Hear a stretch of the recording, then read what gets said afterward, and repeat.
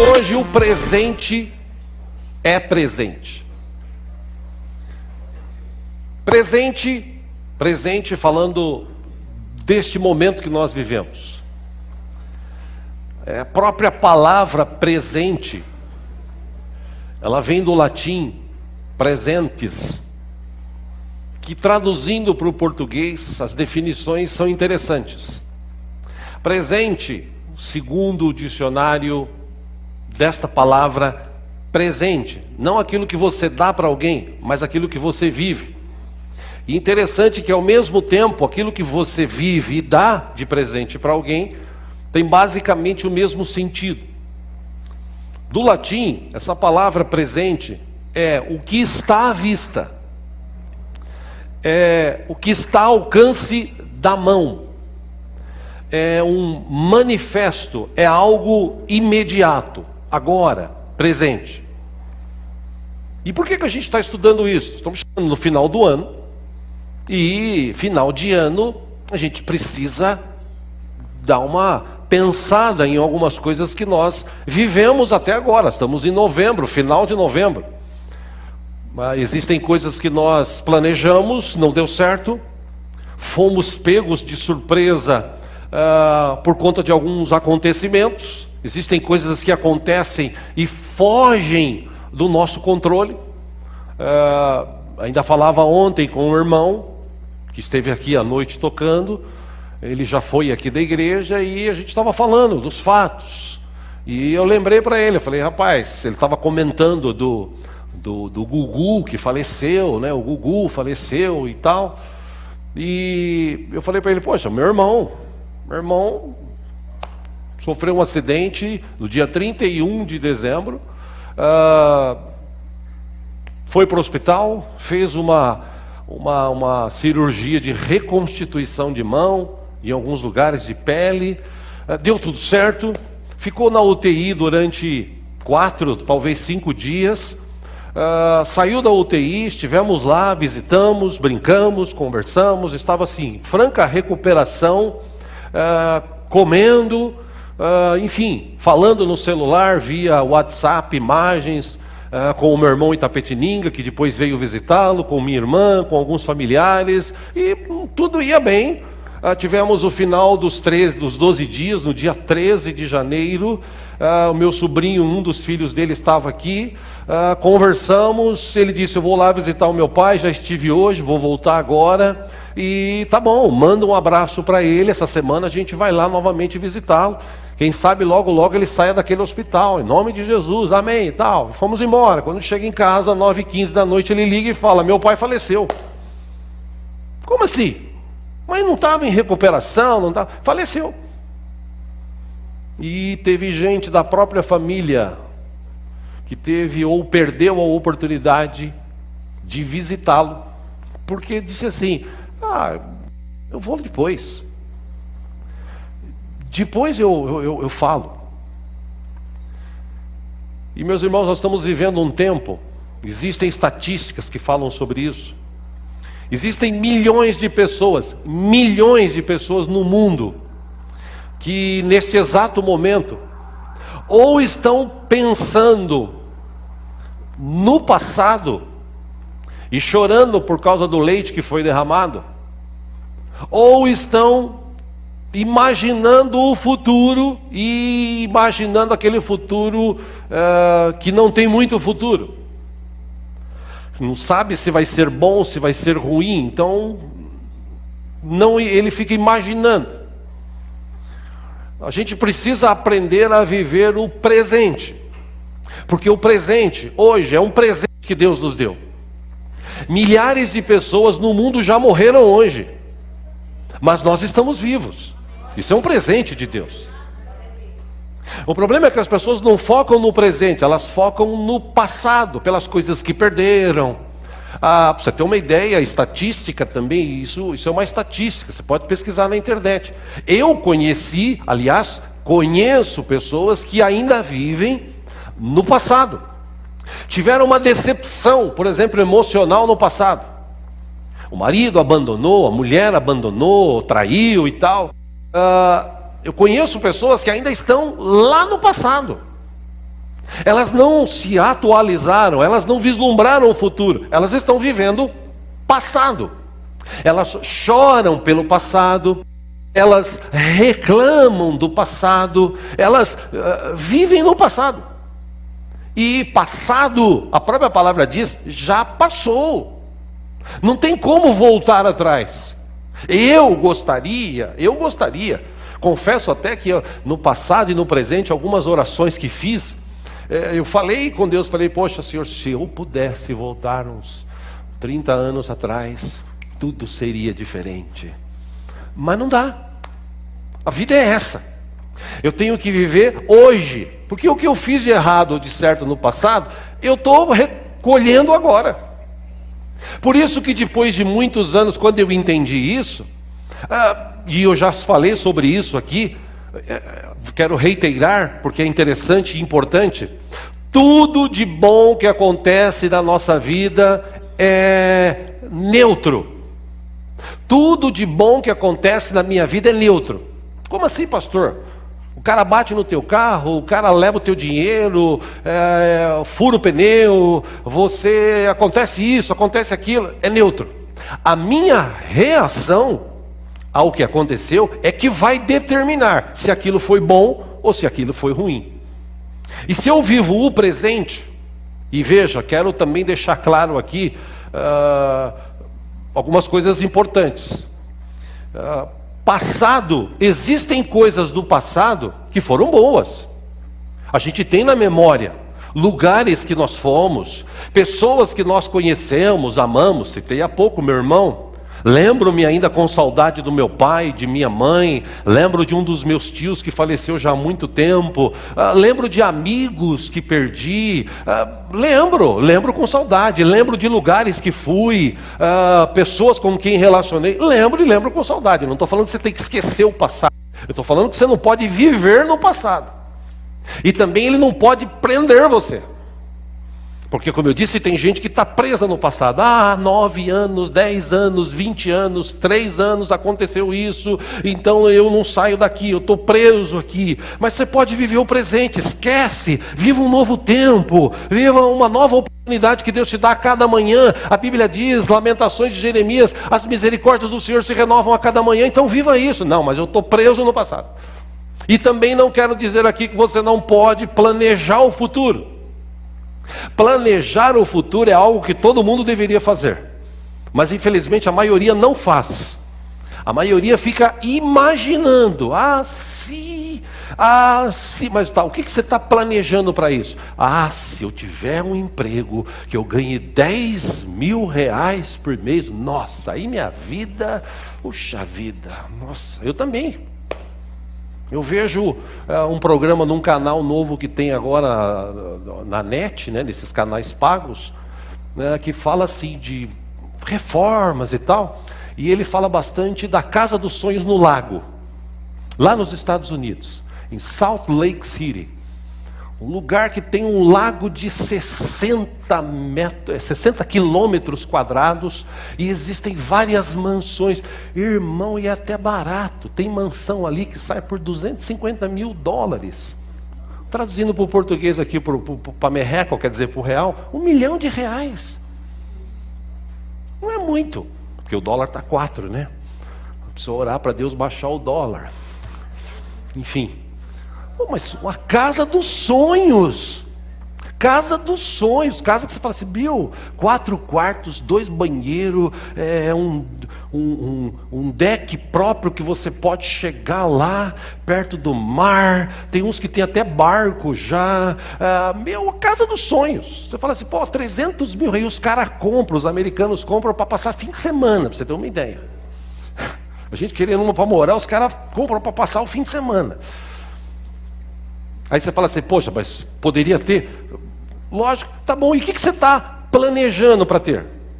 Não, eu estou orando, Senhor, me dá uma casa no lago. Me dá uma casa no lago. Amém? Não estou falando para você viver no passado, e não estou falando para você também não planejar o futuro. Mas hoje eu quero falar do presente, futuro fica para a semana que vem. Eu desejo estudar com os irmãos hoje essas questões que afligem muita gente dentro das igrejas e trazem pessoas, ou levam pessoas a viver depressivas, a depressão, ansiosas, desesperadas. Por quê? Porque nesse relacionamento com Deus hoje, desde novembro, outubro do ano passado, eu tenho orado aqui e pedido ao Senhor, abre a mente do teu povo. Preguei sobre isso em outubro do ano passado. A oração de Paulo, por alguns irmãos e igrejas da época. Preguei sobre isso, tenho orado sobre isso. Senhor, abre a mente. Por quê? Porque quando você tem a mente aberta para Deus, você consegue vislumbrar algumas coisas que estão escritas na palavra e podem se chegar para a tua vida. Quando você conhece Deus, quando você entende quem é Deus, quando você se reporta a Ele, quando você se relaciona com Ele, quando você tem essa profundidade de relacionamento com Deus, algumas coisas nesta terra, elas passam assim despercebidas, coisas que acontecem, por exemplo, conosco, problemas, dificuldades. Quando você conhece Deus, você sabe que Deus permite situações, e se Ele não permite, Ele está em todas as situações, e se eu confiar, se eu me relacionar, eu vou ter uma vida boa. O problema é que as pessoas não querem ter uma vida saudável com Deus, elas querem Deus na hora que precisa. Precisou, teve dificuldade, está doente, está sem dinheiro, está sem um mino, a mina, ele vai para a igreja para falar com Deus, para pedir as coisas para Deus. Deus deu, Deus abençoar, vou voltar, vou curtir minha vida. E muita gente hoje está vivendo dentro da igreja em depressão, dentro da igreja ansioso, e a palavra está cheio de textos e cheio de exemplos de pessoas que viveram os dois lados. Gente que viveu a depressão, e Elias foi um cara que viveu um momento de depressão profundo na sua vida. Deus tratou-o. E existem exemplos de pessoas que acreditaram e viveram o presente. Tiveram decepções no passado, seja com o marido, seja com mulher, seja com amigo, seja com familiar, seja com instituição, seja com sacerdotes, tiveram. Mas essas pessoas superaram isso e viveram o presente, vislumbrando o futuro. Por quê? Como dizem por aí, o futuro a Deus pertence. Ora, se o futuro a Deus pertence, Deus está no controle, Ele tem propósito, segundo Romanos capítulo 8, todas as coisas que nos acontecem, Deus tem um propósito, Deus permite algumas situações para a gente crescer, aprender. Quando eu me relaciono com Deus, quando eu entendo isso, eu vou entender que a minha vida vai ser bem melhor. Na Bíblia, como eu disse, tem vários exemplos. Eu peguei uns 2, 3 aqui para a gente estudar hoje e entender um pouco disso de viver o presente. Primeiro exemplo, quero ler com você no livro de Ruth, no capítulo 1. Quando você fala de Ruth, você fala de Noemi. Ruth, capítulo 1. Com a permissão dos irmãos ou não, eu vou ligar o ar aqui, tá? Só para deixar registrado. Enfim, porque está dando calor já aqui. Obrigado. Pode ficar sossegado que não vai ficar gelado. É só mesmo para quando você procura aí, tá? Não fica olhando para mim. Acha aí, Ruth, tá? Capítulo 1. Tem na Bíblia, pastor? Tem, pode procurar que tem. Muito bem. E lembrando que Deus continua aqui com a gente, tá? Se você quiser glorificar ou adorá-lo, aproveite, porque os anjos nesse momento estão falando exatamente isso. Glória a Deus, aleluia, bendito seja o Senhor. Vamos lá. Ruth capítulo 1. Se tem alguém sem Bíblia do teu lado, se puder repartir a leitura, por favor, faça isso. No celular, mó mamata, né? Só clicar em cima de Ruth. Isso aí está criando uma geração virtual que quando pega a Bíblia fala, o que é isso? Isso é Bíblia. Aquilo que tem no celular isso aqui, te apresento. Vamos lá. Capítulo 1 de Ruth, versículo 1. Diz assim, na época dos juízes, houve fome na terra. Aí um homem de Belém de Judá, com a mulher e os 2 filhos, foi viver por algum tempo nas terras de Moabe. Versículo 2, o homem chamava-se Elimeleque, sua mulher Noemi, e seus 2 filhos Malom e Quilion. Eram efrateus de Belém de Judá. Chegaram a Moabe e lá ficaram. Versículo 3: morreu Elimeleque, marido de Noemi, e ela ficou sozinha com seus 2 filhos. Versículo 4: eles se casaram com mulheres moabitas, uma chamada Orfa e a outra Ruth. Depois de terem morado lá por quase 10 anos, versículo 5, morreram também Malom e Quilion. E Noemi ficou sozinha, sem os 2 filhos e sem o seu marido. Noemi e Ruth, versículo 6, desculpe, quando Noemi soube em Moabe que o Senhor viera em auxílio do seu povo, dando-lhe alimento, decidiu voltar com suas 2 noras para sua terra. Versículo 7 agora: assim ela, com as 2 noras, partiu do lugar onde tinha morado. E enquanto voltava para a terra de Judá, versículo 8, disse-lhes Noemi: vão, retornem para a casa de suas mães. Que o Senhor seja leal com vocês, como vocês foram leais com os falecidos e comigo. Versículo 9: o Senhor conceda que cada uma de vocês encontre segurança no lar do outro marido. Então deu-lhes beijos de despedida, mas elas começaram a chorar alto. Versículo 10, e lhe disseram: não, voltaremos com você para junto do seu povo. Versículo 11, disse porém Noemi: voltem, minhas filhas, por que viriam comigo? Poderia eu ainda ter filhos que viessem a ser seus maridos? 12, voltem, minhas filhas, vão, estou velha demais para ter outro marido. E mesmo que eu pensasse que ainda há esperança para mim, ainda que eu me casasse esta noite e depois desse à luz filhos, versículo 13, iriam vocês esperar até que eles crescessem? Ficariam sem se casar à espera deles? De jeito nenhum, minhas filhas. Para mim é mais amargo do que para vocês, pois a mão do Senhor voltou-se contra mim. Versículo 14, elas começaram então a chorar alto de novo. Depois Orfa deu um beijo de despedida em sua sogra, mas Ruth ficou com ela. Versículo 15, então Noemi a aconselhou: veja, sua concunhada está voltando para o seu povo e para o seu Deus, volte com ela. 16, Ruth porém respondeu: não insistas comigo que te deixe e que não mais te acompanhe. Aonde fores irei, onde ficares ficarei. O teu povo será o meu povo e o teu Deus será o meu Deus. 17, onde morreres morrerei, e ali serei sepultada. Que o Senhor me castigue com todo rigor, se outra coisa que não a morte me separar de ti. Versículo 18, quando Noemi viu que Ruth estava de fato decidida a acompanhá-la, não insistiu mais. 19, prosseguiram pois as 2 até Belém. Ali chegando, todo o povoado ficou alvoroçado por causa delas. Perguntavam as mulheres: será que é Noemi? Versículo 20, mas ela respondeu: não me chamem Noemi, melhor que me chamem de Mara, pois o Todo-Poderoso tornou minha vida muito amarga. Versículo 21, de mãos cheias eu parti, mas de mãos vazias o Senhor me trouxe de volta. Por que me chamam Noemi? O Senhor colocou-se contra mim, o Todo-Poderoso me trouxe desgraça. Veja as palavras dessa mulher. Versículo 22 e último desses que quero ler: foi assim que Noemi voltou das terras de Moabe, com a sua nora Ruth, a moabita. Elas chegaram a Belém no início da colheita da cevada. Só até aí. Para quem já leu essa história, para quem já ouviu outras ministrações aqui, sabe do que aconteceu com Noemi.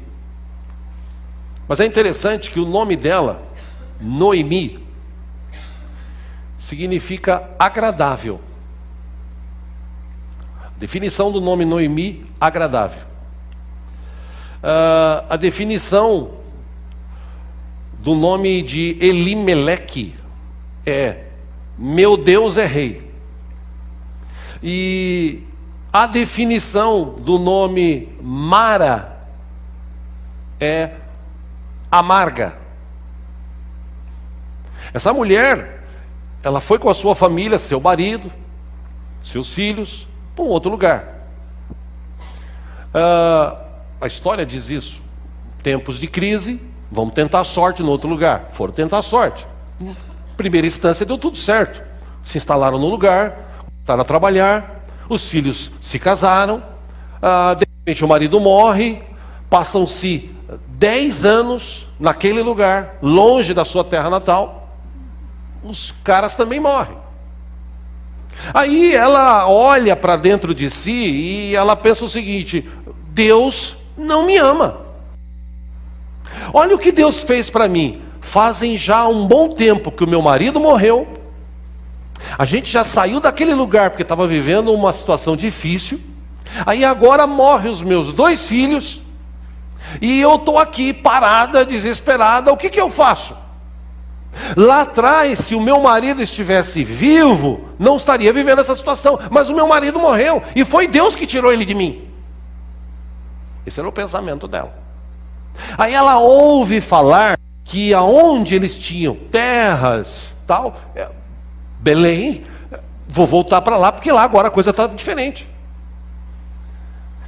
E o texto diz que ela volta, tenta despedir as 2 noras, uma delas, Ruth, volta, se insiste em ficar com ela. E quem entende, quem leu essa história, sabe que através de Ruth, ela conheceu um cara chamado Boaz, que era um parente um pouco distante de Elimeleque, mas era parente.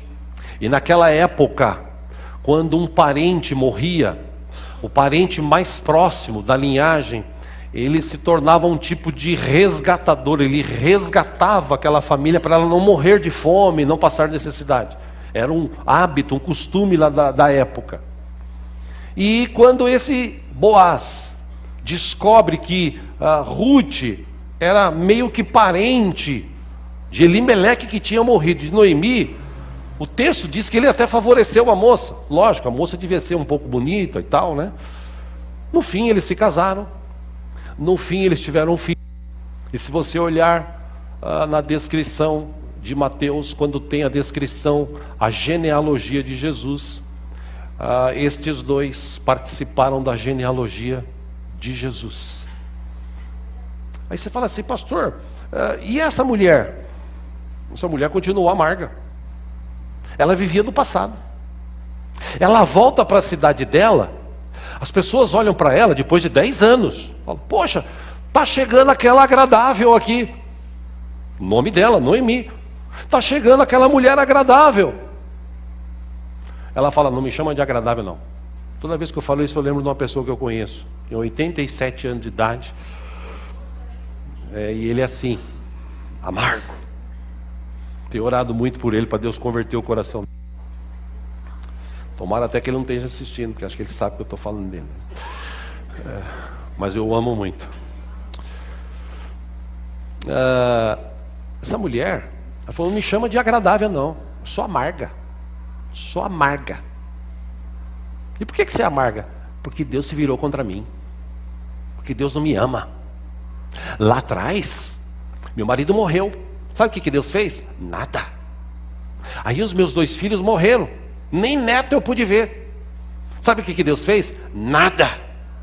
Aí eu volto, sou obrigada a voltar aqui para minha terra, para ver se a coisa melhora um pouco, porque Deus se esqueceu de mim. Deus virou a mão para mim. Deus não está comigo. Se você ler a história dela, você vê que essa mulher chorava pelo passado, esquecia de viver o presente. Qual que era o presente que Deus deu para ela? Voltar em primeiro lugar para a sua terra. Amém? Voltar para a sua terra. Uma coisa é você tentar a sorte num outro lugar, não deu certo, você volta, pelo menos você tem a sua casinha na sua terra, onde você um dia conquistou e está lá. Só que ela não estava vivendo o presente, ela estava vivendo o passado. Que passado? O de ontem, de ontem. Ela estava vivendo no passado. Ela estava reclamando. Ela estava dizendo o seguinte: não me chama de agradável, me chama de amarga, porque eu não tenho prazer no presente, meu negócio era no passado, mas eu perdi tudo no passado. E quantas pessoas hoje ainda vivem no passado? Várias. Várias pessoas ainda viram, eu tive uma decepção lá atrás, e aquilo está prendendo, fez um casulo e prendeu a pessoa ali. Ela não vai para o futuro, ela não vive o presente, ela não aproveita o presente, ela está no passado. Noemi foi assim. Bom, como eu disse, a história dela mudou. E interessante que no final do livro de Ruth, quando nasceu essa criança, esse menino, ela segurava no colo. Eu acho que na cabeça dela passava assim, realmente Deus não se esqueceu de mim. Porque hoje, presente, Deus me deu um presente. O dia de hoje para viver e a alegria de poder segurar o meu neto no colo. Que bênção. Quando essa mulher entendeu o que era presente, ela começou a viver o presente. Um outro exemplo que tem na Bíblia, de pessoa que não vislumbra o futuro, é aquela viúva, chamada viúva ou considerada viúva de Sarepta. Ela não acreditava no futuro. Ela vivia o presente, pensando no passado, mas sem futuro.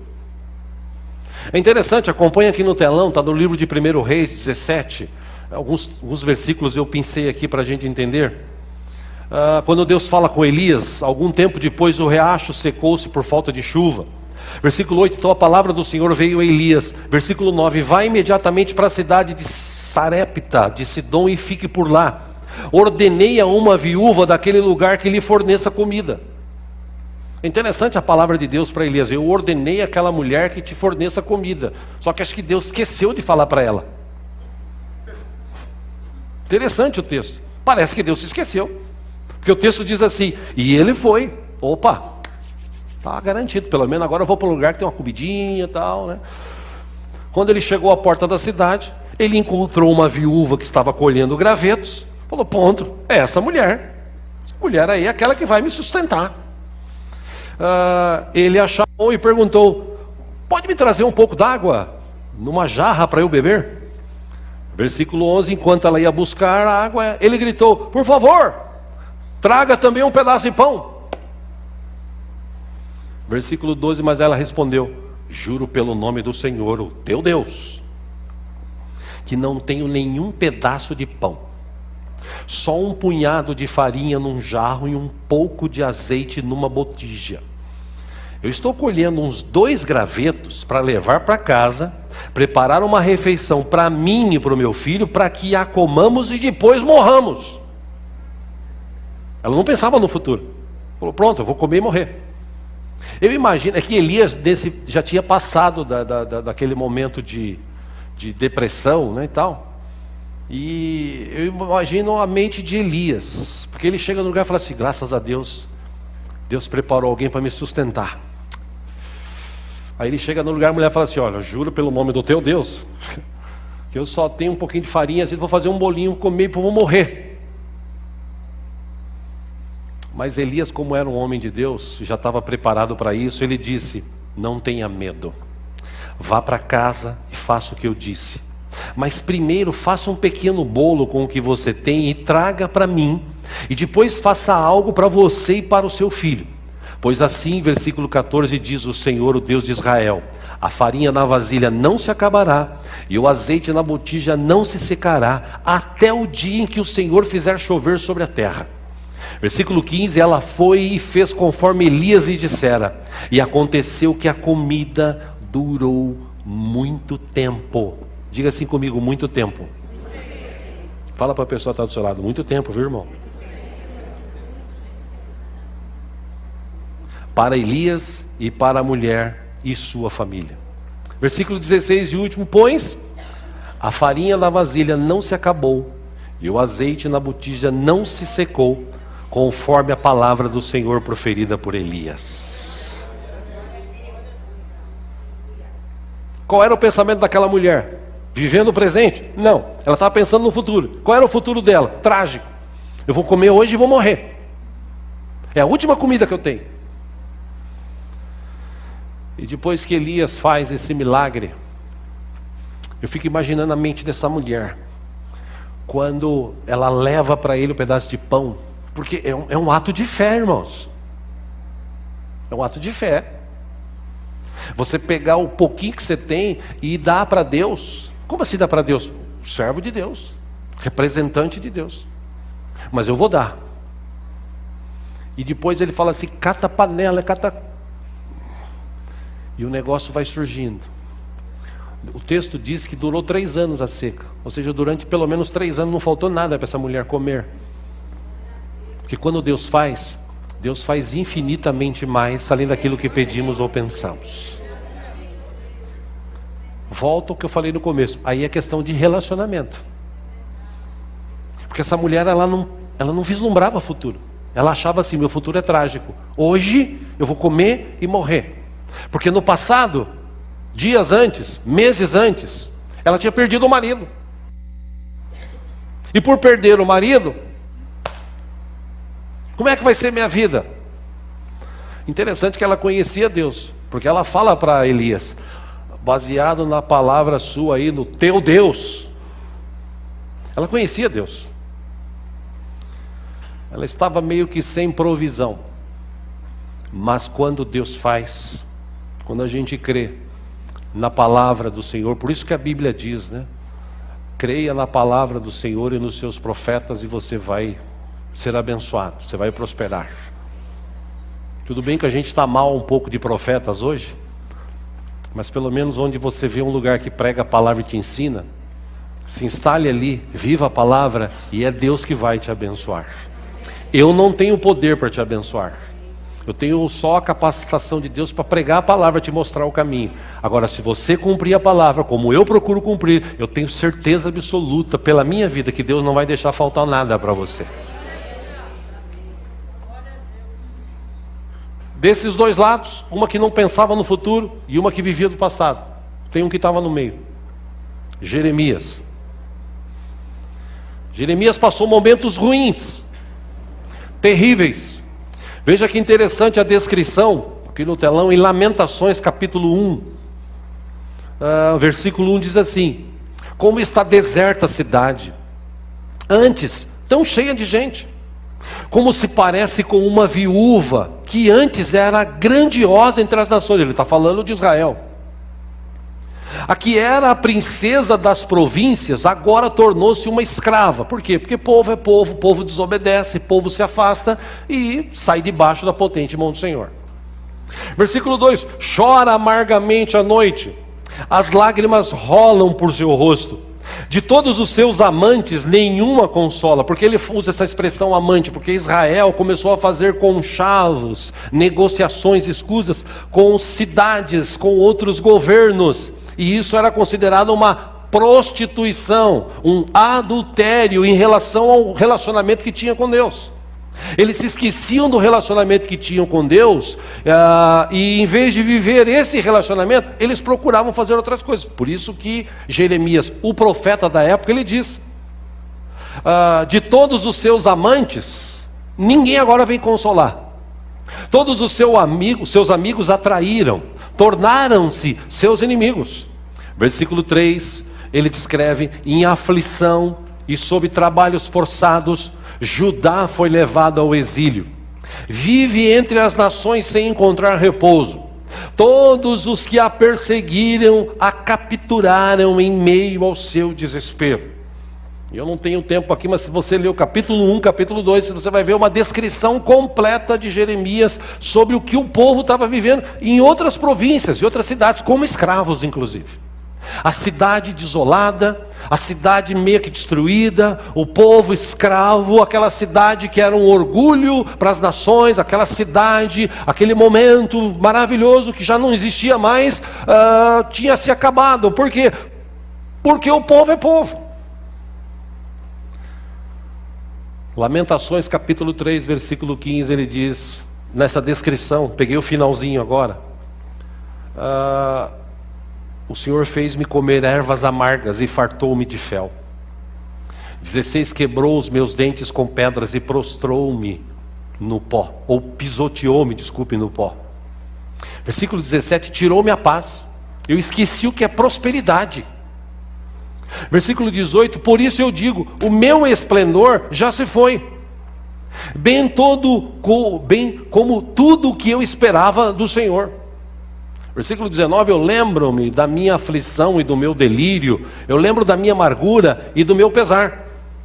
Versículo 20, eu lembro-me bem disso tudo, e a minha alma se desfalece dentro de mim. Noemi, perdi meu marido, perdi meus filhos, e agora Deus se virou contra mim. Ah, Deus, por que o Senhor fez isso comigo, Pai? Jeremias, ele viu tudo isso, ele sofreu com tudo isso, mas ele vivia o presente. E qual que era o presente dele? Hoje. Por isso ele escreveu: todavia, eu lembro-me também do que me pode dar esperança. O que me pode dar esperança?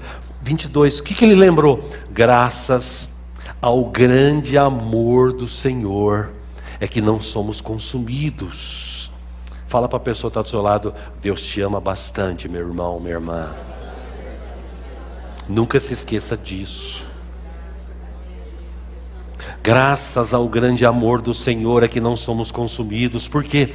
Pois as suas misericórdias são inesgotáveis. Versículo 23, o que eu vou me lembrar? Essa manhã se renovou. Grande é a fidelidade do Senhor. Versículo 24, eu digo a mim mesmo: a minha porção é o Senhor, portanto nele porei a minha esperança. O Senhor é bom para com aqueles cuja esperança está nele, para com aqueles que o buscam. Versículo 26, é bom esperar tranquilo pela salvação do Senhor. Jeremias viveu o passado, lembrou do passado, mas aquilo não machucava mais ele. Esse é o problema. O problema de muita gente que está com depressão, porque existem dois lados das coisas, entenda. Depressão é quando você está vivendo um momento que geralmente você lembra do passado.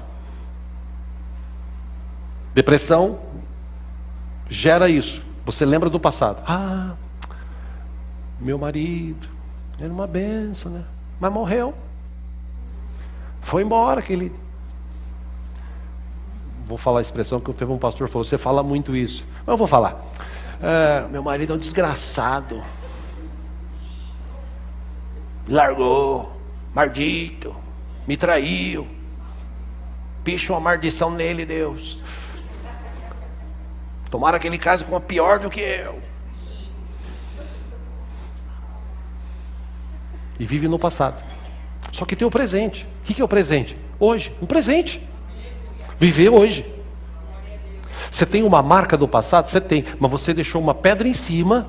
Você pode até lembrar. Como Jeremias, ele lembrou o passado. O que era o passado? Tenebroso. Passado de sofrimento, passado de mortes, passado de dificuldades, passado de sofrimento. Mas ele falou assim: espera um pouquinho. Eu estou vivendo hoje, eu não estou vivendo o passado. O que me traz esperança hoje? A esperança que me traz hoje é que, primeiro, eu tenho um Deus e o amor dele por mim é muito grande. Amém? Amém. Segundo, a misericórdia dele essa manhã se renovou mais uma vez, senão já era, já estava fulminado. Mas a misericórdia se renovou essa manhã. Então o que eu vou fazer? Eu vou colocar nele a minha esperança. Por quê? Porque eu creio que o meu futuro está nas mãos de Deus. É Ele que direciona a minha vida, é Ele que tem propósitos para mim. Então eu vou colocar a minha esperança nele, porque eu sei. Veja que interessante, eu sei, ele diz versículo 25, que aqueles cuja esperança está no Senhor, Deus vem do seu resgate, Deus vem abençoar. E por último ele fala assim: bom, hoje, o que eu vou fazer hoje? Bom, hoje eu vou esperar tranquilo pelo Senhor, porque o Senhor está comigo hoje. Jeremias lembrou disso tudo. Para a gente encerrar aqui, eu te pergunto: qual é a tua porção no Senhor? Ah, pastor, a minha porção é aquela coisa, né? Eu estou aqui depressivo porque perdi lá atrás, tinha uma empresa, perdi a empresa. Eu era um cara que era para viver depressivo. Faz 20 anos, mais ou menos 20... alguns anos. Perdi a minha empresa. Tive que vender. Saí com uma mão na frente e outra atrás. Tudo que eu tinha conquistado em 10 anos, em 3 meses eu perdi. Aí aquela história, eu vou para casa e aí? Vou ter que trabalhar. E agora? Só não tem mais carro, não tem mais trabalho, não tem mais empresa. O que você vai ter que fazer? Se virar. Aí eu orei e falei, Senhor, abre a porta para mim, Senhor, tem misericórdia de mim. O Senhor sabe que eu fiz tudo certo. Eu preferi pagar todos os direitos dos funcionários do que pegar dinheiro para mim. Eu podia ter feito isso. Pegou a grana, ido embora, que se lasque os funcionários. Não, tinha 15, com família, vão pagar todos eles. E vão trabalhar, de a pé, sem dinheiro para pegar ônibus, ir para um lado, para o outro. E faz isso, e vai na rádio, e faz o outro. E o tempo foi passando. Por quê? Porque todo dia que eu levantava, eu falava assim, eu tenho um Deus, Ele cuida de mim. Porque Deus cuida da minha vida, eu tenho certeza que se você confiar, Deus vai cuidar da sua. Então eu não vou ficar depressivo porque eu perdi no passado. Casa, carro, empresa. Não. Eu também não vou ficar assim, ai meu Deus, como é que vai ser meu futuro? Eu vou comer hoje e morrer. Porque eu não tenho controle sobre o meu futuro. Jesus falou que eu não posso acrescentar 1 hora à minha vida. Vou aqui brincar, um negócio trágico, mas brincar. O Gugu que o diga. E quando eu soube da morte dele, teve 3, 4 irmãos que falaram para mim, pastor, Deus teve misericórdia. Eu falei, teve mesmo, porque eu caí lá de cima, ó, mesma altura. Podia ter batido a cabeça e já era. Mas Deus tem propósito na minha vida. Vou viver pelo menos mais uns 30 anos, sei lá, né? Deus é que sabe, né? Enfim, Deus é que sabe. Não sei, Deus é que sabe. Mas enquanto eu estiver vivendo o presente, eu vou viver o presente. É um presente, Deus me deu hoje. Eu tenho que ser feliz hoje. Eu tenho que curtir hoje. Eu não posso ficar chorando pelo passado. Jeremias sabia disso. Existe essa questão da depressão de pensar no passado. Qual que é a ansiedade que a Bíblia fala? A ansiedade é como será o amanhã? Será que eu vou conseguir amanhã aquele emprego? Será que eu vou conseguir o aumento? Será que vai dar certo? Será que vai ser daqui a 1 ano? Como é que vai ser o Brasil daqui a 1 ano? E se aí o governo? E se mudar o governo? Aí como é que vai ser? Ai, será que as pessoas vão me amar para sempre? Ai, será? Isso é ansiedade.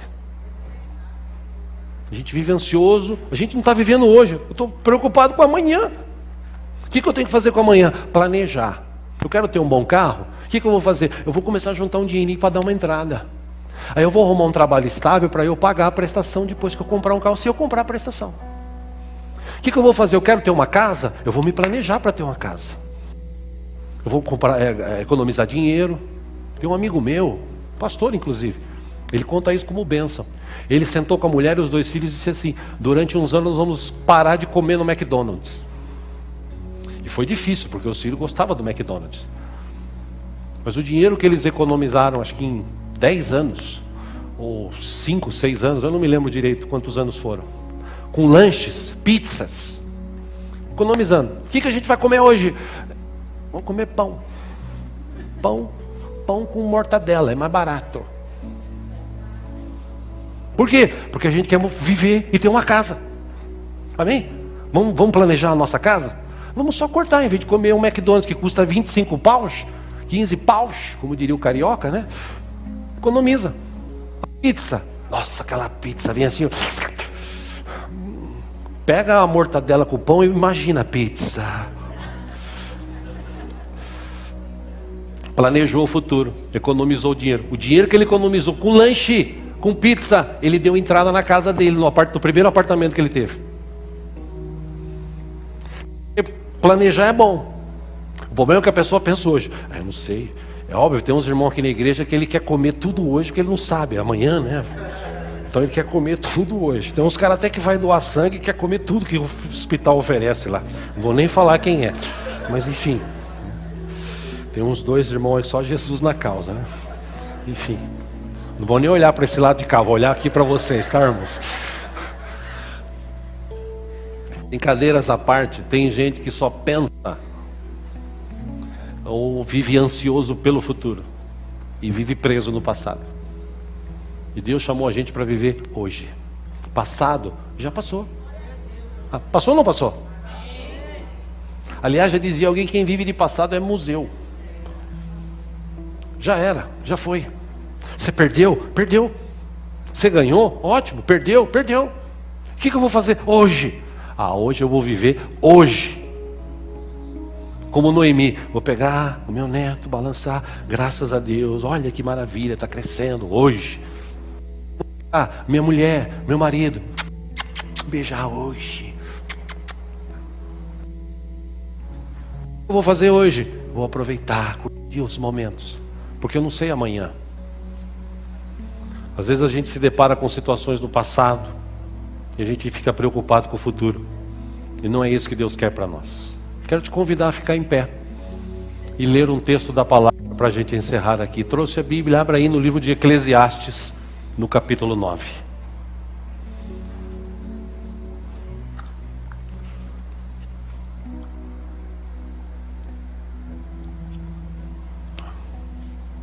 Deus é bom, Deus está aqui.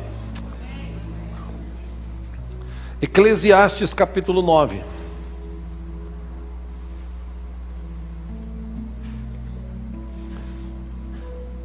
Salomão, o grande sábio, o homem mais sábio de sua época, ele escreveu, depois de ter vivido bastante, ele escreveu essas coisas que talvez sirvam para a gente entender algumas coisas que nós estamos vivendo. Versículo 1 de Eclesiastes 9, ele disse: eu refleti nisso tudo. Nisso tudo o quê? Do capítulo 1 ao capítulo 8. Lê na tua casa que você vai entender. Mas baseado no que nós estudamos aqui, ele diz: eu refleti nisso tudo e cheguei à conclusão de que os justos e os sábios e aquilo que eles fazem estão nas mãos de Deus. O que os espera, seja amor ou ódio, ninguém sabe. Versículo 2: todos partilham um comum, o justo e o ímpio, o bom e o mau, o puro e o impuro, o que oferece sacrifícios e o que não os oferece. O que acontece com o homem bom, acontece com o pecador. O que acontece com quem faz juramentos, acontece com quem teme fazê-los. Versículo 3: este é o mal que há em tudo que acontece debaixo do sol. O destino de todos é o mesmo. O coração dos homens, além do mais, está cheio de maldade e de loucura durante toda a vida. E por fim, eles se juntarão aos mortos. Versículo 4: quem está entre os vivos, e nós estamos vivos aqui hoje? Tem gente viva aqui hoje?